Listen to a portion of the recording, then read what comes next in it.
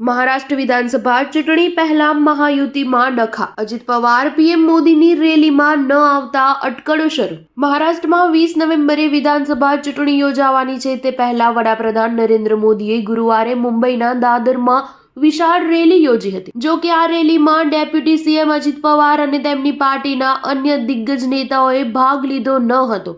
અજીત પવારના પક્ષ સિવાય શિવસેના અને રામદાસ આઠવલેની આગેવાની હેઠળની રિપબ્લિકન પાર્ટી ઓફ ઇન્ડિયા સહિત મહાયુતિના તમામ ઉમેદવારો રેલી દરમિયાન હાજર હતા.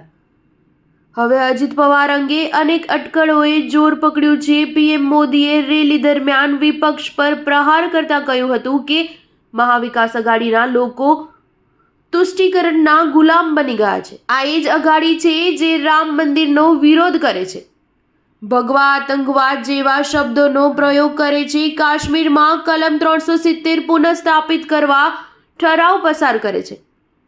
મહારાષ્ટ્ર વિધાનસભા ચૂંટણી માટે આજે મારી છેલ્લી જનસભા છે. મેં દરેક ક્ષેત્રના લોકો સાથે વાતચીત કરી છે. આખા મહારાષ્ટ્રના આશીર્વાદ આજે મહાયુતિ સાથે છે.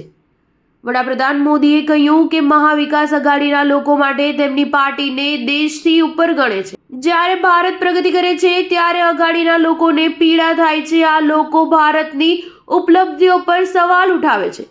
અઘાડીના લોકો જાતિના નામે લોકોને લડાવવામાં લાગેલા છે. કોંગ્રેસ પાણી વગરની માછલીની જેમ સરકાર બનાવવા માટે તરસી રહી છે. સ્ટાર ન્યૂઝ 7 હંમેશા સચ્ચાઈની સાથે.